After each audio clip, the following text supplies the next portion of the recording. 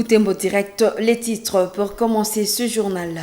Le père assomptionniste est nouveau supérieur général. Il s'agit du père Baudouin Goaya Tiemba. Il a été élu ce lundi 12 juin à l'issue du 34e chapitre général tenu à Rome.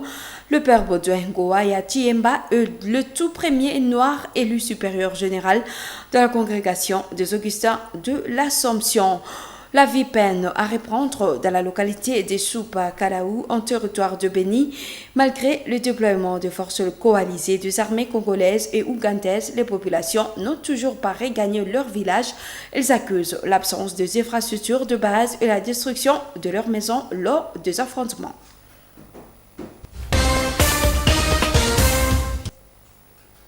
Voici votre journal. La congrégation des Augustins de l'Assomption a un nouveau supérieur général.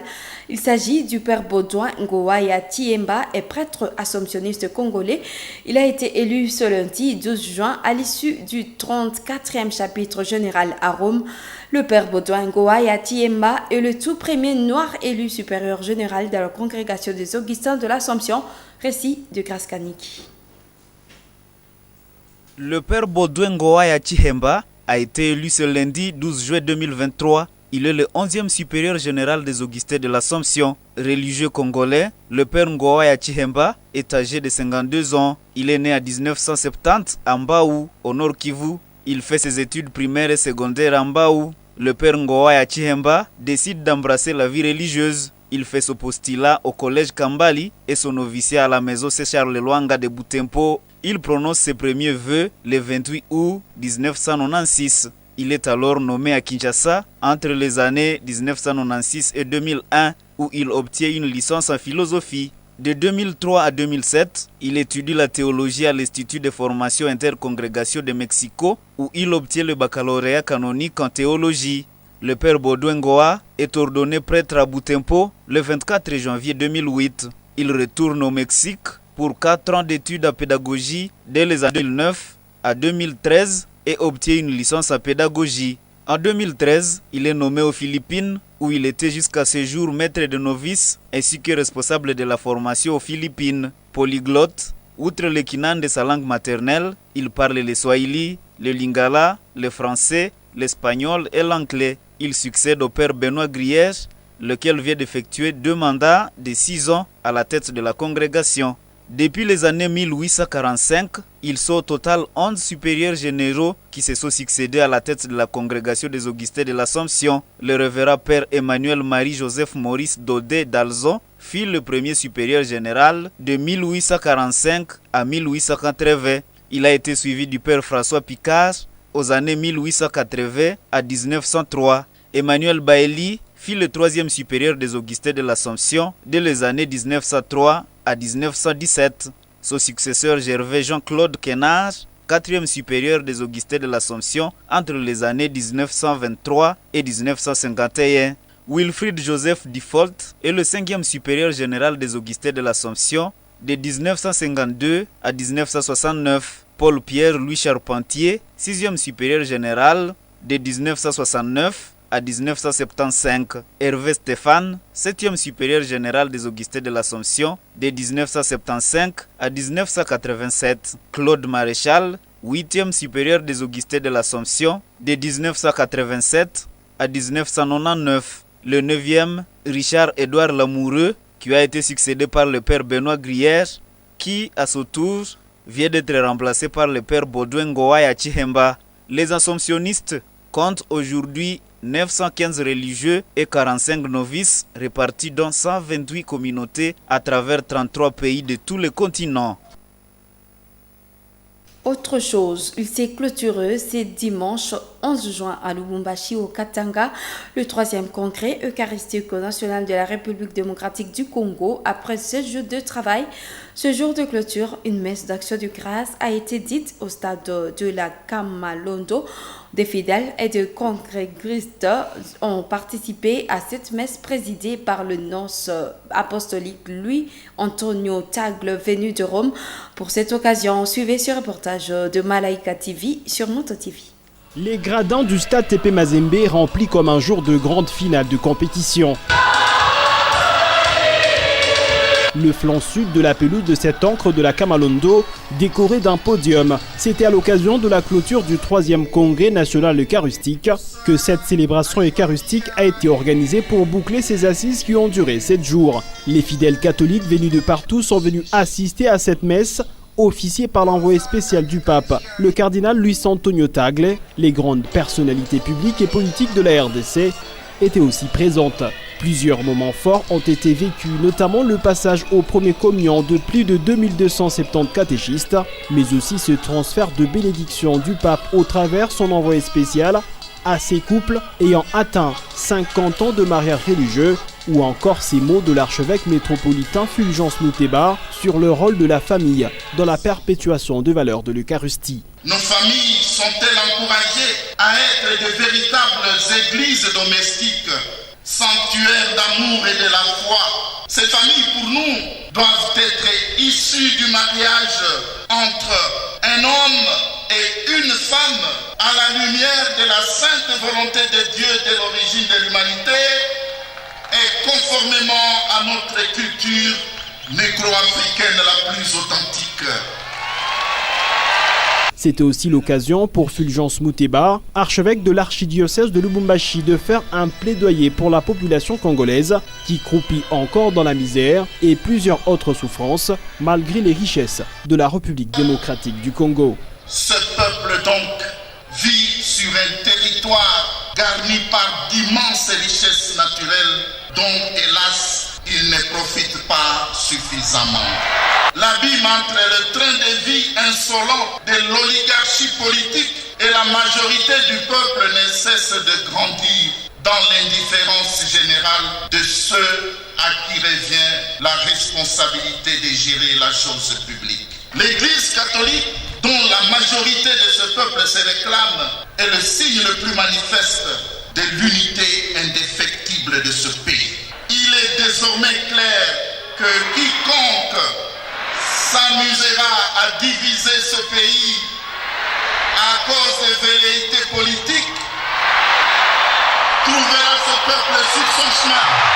Le premier congrès eucharistique national de la RDC a été organisé en 1933, le deuxième en 1980 et pour ce troisième, c'est le thème Eucharistie et famille qui était au centre de ce ressourcement spirituel. Et cet élément du sommaire, la vie peine à répondre dans la localité de Soupakalaou en territoire de Béni. Cette entité située à une dizaine de kilomètres au sud de la ville de Béni a plusieurs fois été victime des attaques de rebelles ADF malgré les déploiements de forces coalisées des armées congolaises et ougandaises. Les populations n'ont toujours pas regagné leur village. Elles accusent l'absence des infrastructures de base et la destruction de leurs maisons lors des affrontements.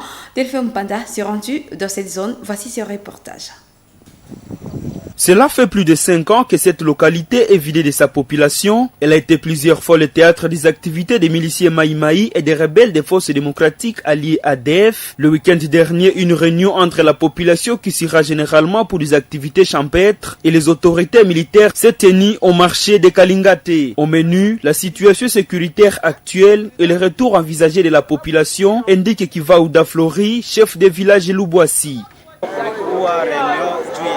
Il y avait une réunion sur la paix ici chez nous à Kalingati dans la localité Soupakalaou. Nous étions avec les autorités militaires des armées ougandaises et congolaises et le député Balikusha. C'était pour étudier quel jour nous pouvons revenir dans notre milieu et les cultivateurs dans leurs champs. Cette réunion s'est tenue au lendemain du déploiement des forces de défense du peuple ougandais UPDF, venus appuyer les forces armées de la RDC dans les opérations contre les rebelles ADF. Ces militaires y sont déployés sur demande de la population pour la reprise des activités dans la zone, indique le député provincial Saïdi Balikwisha Emile, élu du territoire de Béni. Nous étions passés ici il y a un mois et nous avions trouvé que le village était vraiment en désert.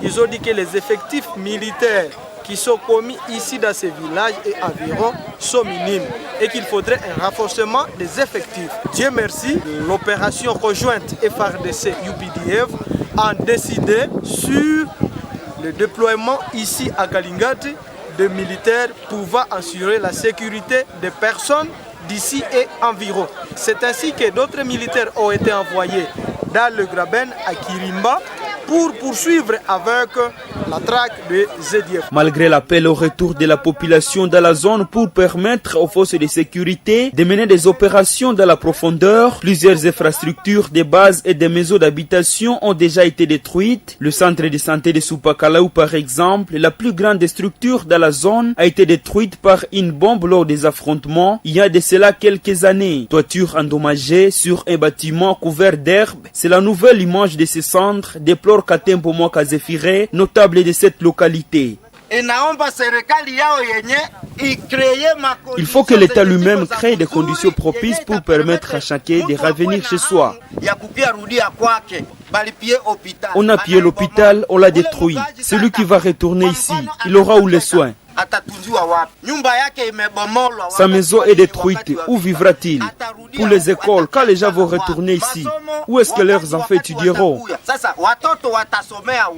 La localité de Supakalaou se situe à plus de 12 km au sud de la ville de Beni, à cheval de la vallée de Mwalika, foyer important de l'ADF, ce qui fait d'elle une zone stratégique pour les attaques des rebelles contre la ville de Beni et les grandes agglomérations. Une dizaine de combattants ADF et leurs collaborateurs ont été présentés à la presse de Beni samedi 10 juin 2023. Le premier groupe était constitué de 4 poseurs de bombes, parmi lesquels est taximan et un enseignant d'une école secondaire de Beni. Parmi ses collaborateurs figure un qui percevait des taxes auprès de cultivateurs de Mayangose et Mwalika en chefferie de Bachou pour plutôt le compte des ADF. Le deuxième groupe est constitué de combattants ADF capturés au cours de différentes opérations militaires menées de la partie nord-ouest de Oïta, chef-lieu du territoire de Beni. Selon le capitaine Anthony Mwalouchaï, porte-parole du secteur opérationnel Sokola 1, des audiences foraines seront organisées afin qu'ils soient chacun fixés sur ce sort. Suivez-le de ce propos choisi par mon Mpezima Zekeli. Nous avons l'honneur de vous présenter le premier lot des poseurs de bombes. La ville de Beni et certaines agglomérations restent toujours menacées par les terroristes ADF. Le groupe de 4, c'est le groupe de gens qui ont collaboré avec les terroristes ADF-MTM pendant longtemps. Certains d'entre eux ont participé également dans l'explosion de la bombe au quartier Macampagne. Et aujourd'hui, si hier nous vous avons présenté un autre groupe de 3 qui était dans ces mêmes groupes de poseurs de bombes, mais eux continuent encore à planifier les opérations pour viser les lieux stratégiques de certaines villes et agglomérations de notre zone. Le stade municipal était dans leur viseur et nous avons démanteler et arrêter ces réseaux grâce au professionnalisme de votre armée. Vous avez vu derrière vous des vivres et non-vivres ont été arrêtés avec M. Kambale. C'est un ravitailleur en série. Il a été plusieurs fois au service des terroristes ADF-MTM. Les batteurs de Isale, Bolambo ont souffert, ont payé des taxes au nom des ADF. Et le percepteur de ces taxes, c'est le grand vieux que vous voyez. À Isale, il a été arrêté dans l'agglomération parce que nous avons des pisteurs, nous avons des renseignements et on a tombé sur lui. Il aura des avocats, il va parler. On ne peut pas comprendre qu'au moment où le vieux qui constitue la sagesse d'une nation, il peut s'aventurer à collaborer avec les ADF et aussi à percevoir des taxes au nom des terroristes ADF-MTM.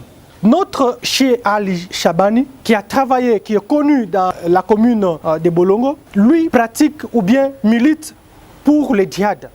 Et quand vous entendez parler de djihad, pour ceux qui ne maîtrisent pas, c'est la guerre sainte. Et il a été en contact avec les terroristes ADF-MTM. Pour ses intérêts, il a accepté de commencer à recruter les enfants qui viennent dans sa mosquée pour le compte des terroristes ADF-MTM. Ruse. Tu es ADF, oui ou non? Uko ADF au nibakose? Je tiens. Uko nani? Nilikuwa, mais siko sasa. Sasa uende basi. En les voyant comme ça, c'est un arrogant. À Bukavu, il n'y a pas de Nzita.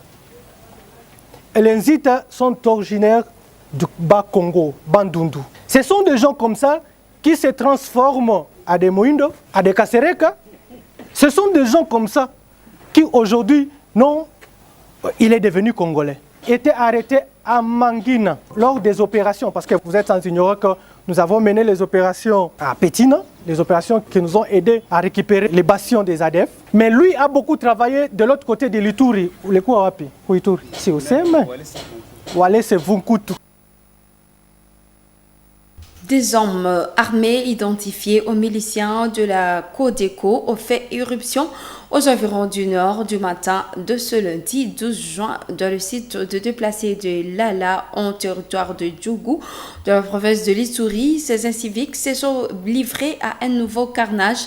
Sans finir les filles, deux sources officielles renseignent qu'une vingtaine de personnes déplacées auraient été tuées, de nombreuses personnes blessées et un important nombre de cases brûlées.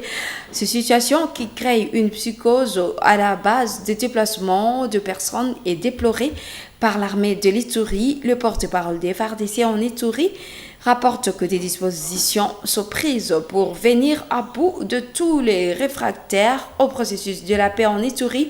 Ces propos ont été recueillis par la cellule de communication du gouvernorat Ituri. Suivant. L'attaque sur le site de déplacés, orchestrée par les hommes armés, qui a coûté la vie de nos compatriotes, constitue un acte de sabotage au processus de paix, de sécurité et de la cohésion sociale voulu par le président de la République, Félix Tshisekedi Tshilombo, incarné et matérialisé en Ituri par le lieutenant-général Luboya Kashama Johnny.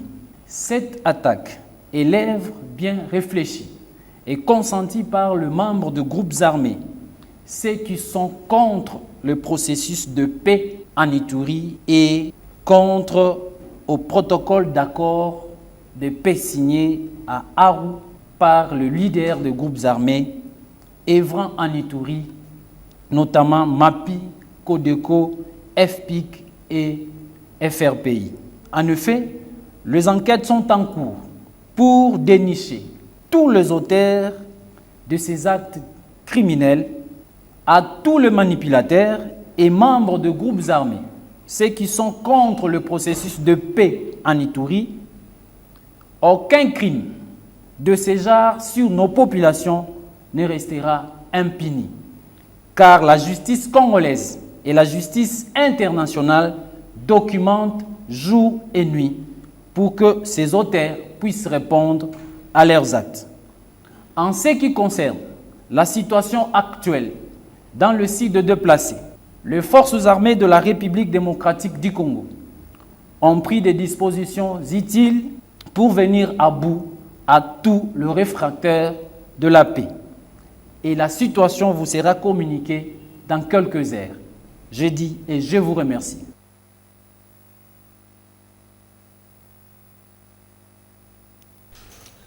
Cette page sanitaire, la campagne de vaccination contre la poliomyélite se poursuit en vue de Butembo, prévue pour 3 jours.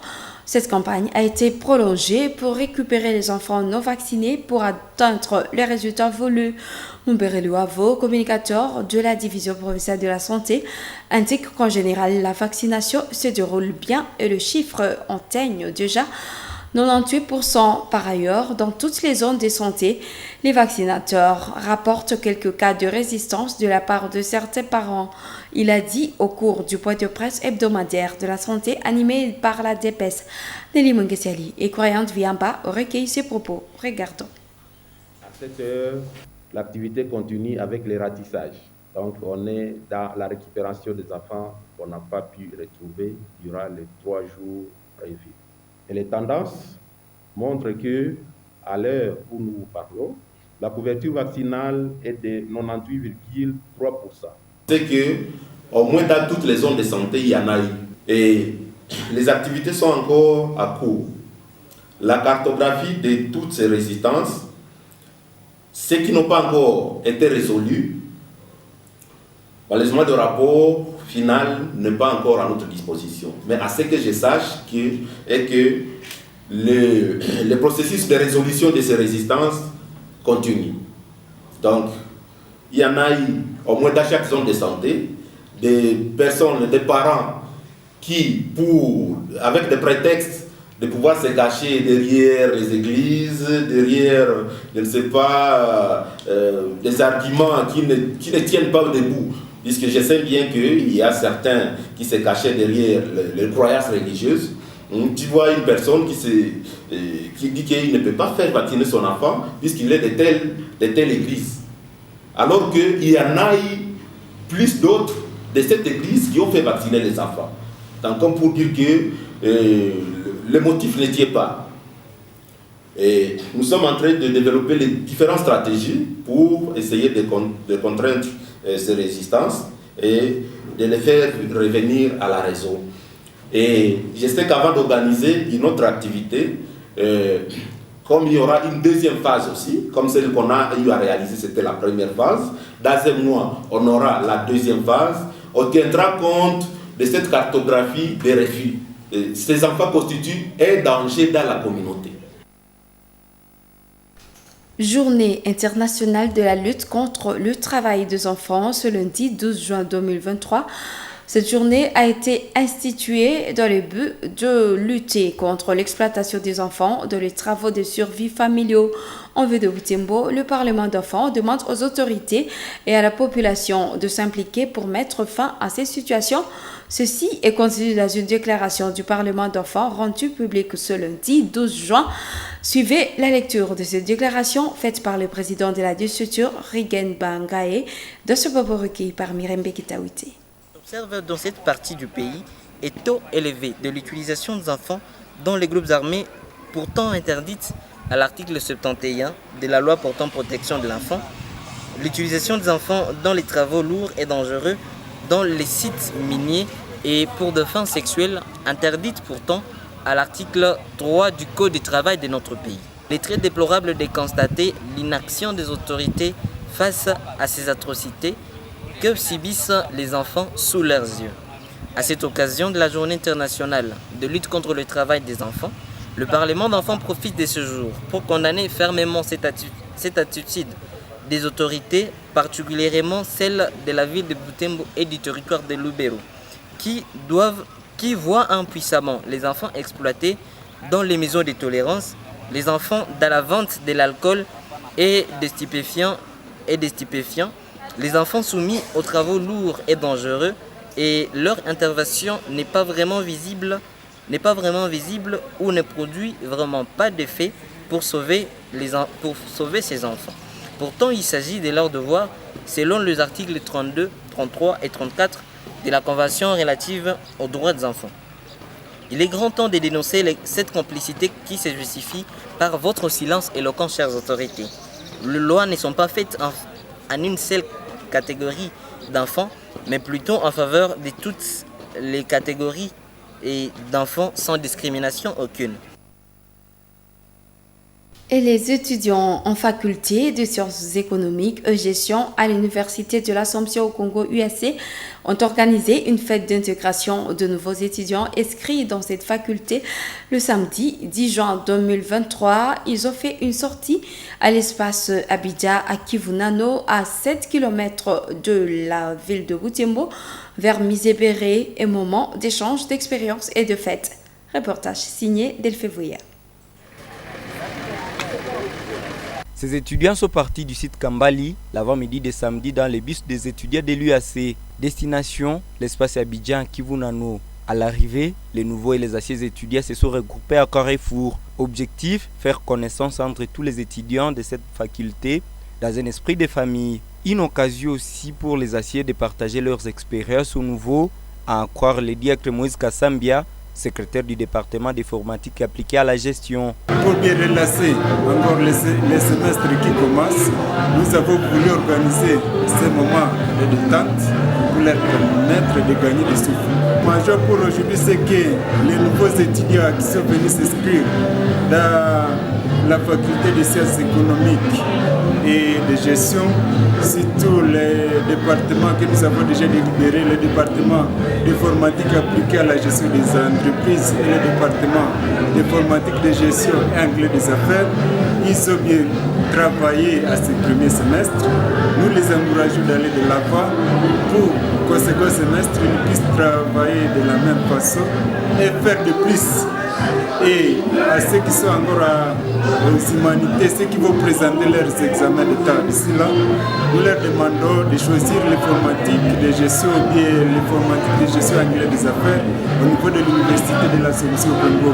Et nous encourageons les autres facultés et départements de faire la même chose pour faire l'union de l'université, surtout qu'à l'IAC nous formons une famille. Content de cette initiative, les nouveaux étudiants se sont dit fiers de cet accueil de la part de leurs aînés scientifiques.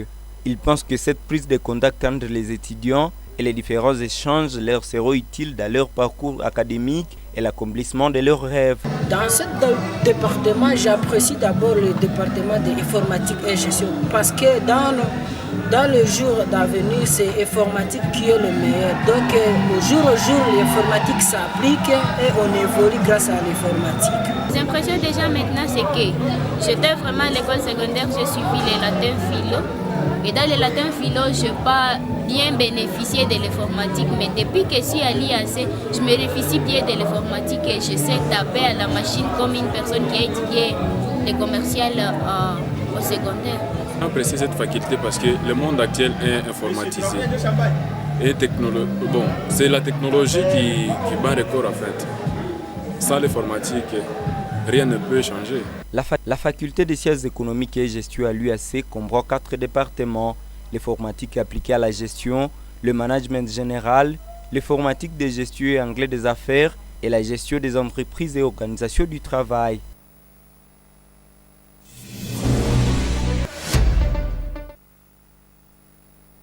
En sport, après une trêve de plus de 2 mois, le championnat de football féminin du Grand Nord se poursuivit ce dimanche 11 juin dans la poule de l'Uotu. Le football club féminin Regina de Lukanga a accueilli le football club féminin Otuvakri de l'Uotu au stade de Lukanga. En marge de ce match retour, les deux équipes se sont une fois de plus neutralisées. Joël Tali et Samuel Wainda ont suivi cette rencontre. 14h30 pour ce coup d'envoi. Le football club féminin Regina envers Pétrole offre son hospitalité au football club féminin Okivagri en rouge vêtu. Pour ce spectacle, les filles locales de Lukanga prennent les dessus dans le jeu durant tout le match. Celle-ci possède le ballon environ 65% durant la première mi-temps et légèrement en dessous durant la seconde partie des jeux. Les deux équipes se sont respectivement marquées à l'espace d'une minute. Regina de Lukanga ouvre la marque vers la 30e minute.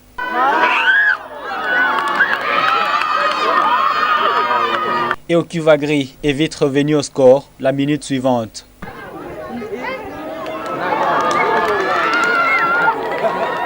Des scénarios tendus des deux côtés. Mais la suite du match reste serrée malgré une dizaine de chances créées par les filles envers de Lukanga. Les deux équipes se séparent sur la note paritaire d'un but partout. Ni l'une ni l'autre des deux capitaines n'est satisfaite du résultat. Elles s'attendaient toutes deux à arracher la victoire pour se positionner dans cette phase de la compétition.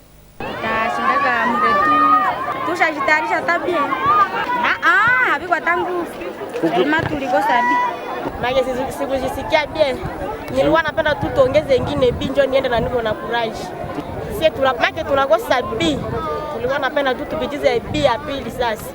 Ndio tulikuwa tunajisenge tena entraînement. Tunapenda ile match kumbe tuganye, tuko na organiser bien. Okivagri part déjà favori dans cette poule après 3 rencontres livrées, car étant la tête du classement. Le verdict final dans cette poule sera dit après les 2 matchs restants du football club féminin Espoir de l'Uotu.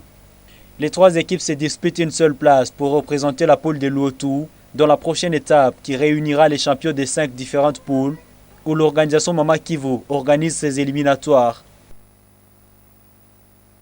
Fin de cette édition. Bonne suite de nos programmes. Au revoir.